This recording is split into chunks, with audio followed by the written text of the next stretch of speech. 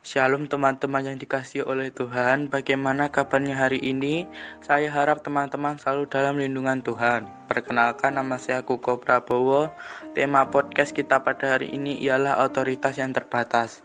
Sebelumnya mari kita membaca firman Tuhan yang terdapat pada Markus pasal 9 ayat 14-29. Demikian firman Tuhan.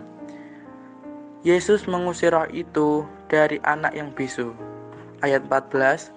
Ketika Yesus, Petrus, Yakobus, dan Yohanes kembali pada murid-murid lain, mereka melihat orang banyak mengerumuni murid-murid itu, dan beberapa ahli Taurat sedang mempersoalkan sesuatu dengan mereka. Ayat 15. Pada waktu orang banyak itu melihat Yesus, tercenganglah mereka semua dan bergegas menyambut Dia. Ayat 16. Lalu Yesus bertanya kepada mereka, "Apa yang kamu persoalkan dengan mereka?" Ayat 17. Kata seorang dari orang banyak itu, "Guru, anakku ini kubawa kepadamu, karena ia kerasukan roh yang membisukan dia." Ayat 18, dan setiap kali roh itu menyerang dia, roh itu membantingkannya ke tanah, lalu mulutnya berbusa, giginya berkertakan, dan tubuhnya menjadi kejang. Aku sudah meminta kepada murid-muridmu supaya mereka mengusir roh itu, tetapi tidak dapat. Ayat 19, maka kata Yesus kepada mereka, "Hai kamu angkatan yang tidak percaya, berapa lama lagi aku harus tinggal di antara kamu? Berapa lama lagi aku harus sabar terhadap kamu? Bawalah anak itu kemari." Ayat 20, lalu mereka membawanya kepadanya. Waktu roh itu melihat Yesus, anak itu segera tergoncang-goncangnya dan anak itu terpelanting ke tanah dan terguling-guling, sedang mulutnya berbusa. Ayat 21, lalu Yesus bertanya kepada ayah anak itu, "Sudah berapa lama ia mengalami ini?" Jawabnya, "Sejak masa kecilnya." Ayat 22, dan seringkali roh itu menyeretnya ke dalam api ataupun ke dalam air itu untuk membinasakannya. Sebab itu, jika engkau dapat berbuat sesuatu, tolonglah kami dan kasihanilah kami. Ayat 23, jawab Yesus, "Katamu, jika engkau dapat, tidak ada yang mustahil bagi orang yang percaya."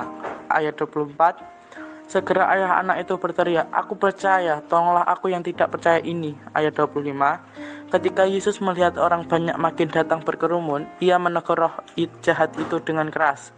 Katanya, "Hai kamu roh yang menyebabkan orang menjadi bisu dan tuli, aku memerintahkan engkau, keluarlah daripada anak ini dan jangan memasukinya lagi." Ayat 26, lalu keluarlah roh itu sambil berteriak dan bergoncang-goncang anak itu dengan hebatnya. Anak itu kelihatannya seperti orang mati, sehingga banyak orang yang berkata ia sudah mati. Ayat 27, tetapi Yesus memegang tangan anak itu dan membangunkannya, lalu ia bangkit sendiri. Ayat 28, ketika Yesus sudah di rumah dan murid-muridnya sendirian dengan dia, bertanyalah mereka, "Mengapa kami tidak dapat mengusir roh itu?" Ayat 29, jawabnya kepada mereka, "Jenis ini tidak dapat diusir kecuali dengan berdoa." Amin. Apakah daya selembar kertas? Bukankah ia terlalu lemah? Kertas mudah sekali sobek, namun tidak lagi ketika selembar kertas berbentuk lingkaran dipasang sebagai mata pisau pada mesin pemotong. Kertas mampu memotong kertas karton, gagang, gunting yang berbahan plastik, bahkan juga kayu. Ketika ada seorang anak yang mengalami kerasukan setan, ia dibawa oleh seorang tuanya kepada murid-murid Yesus. Harapannya murid-murid Yesus dapat menyembuhkannya. Sayang, harapan itu tidak terwujud. Mengapa? Bukankah para murid-murid telah menerima kuasa untuk mengusir setan?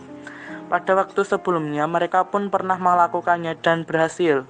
Rupanya kali ini ada yang kurang dari diri para murid, yakni mereka bersandar hanya pada kekuatan sendiri.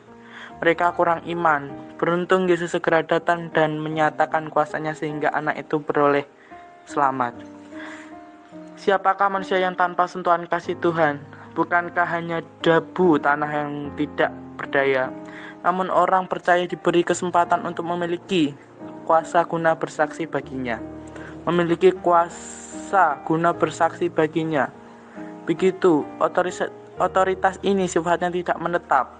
Kuasa ini hanya dapat menjadi efektif ketika iman dipelihara secara terus-menerus melalui disiplin rohani. Bergantung total kepada Allah yang dinyatakan melalui ketekunan dalam doa, bukan untuk dijadikan sebagai mantra. melainkan karena doa yang membawa seseorang semakin dekat dengan Allah. Doa menjadi salah satu cara kita merawat hubungan dengan Tuhan. Tanpa semua ini, mana mungkin kita mengatasi kemustahilan.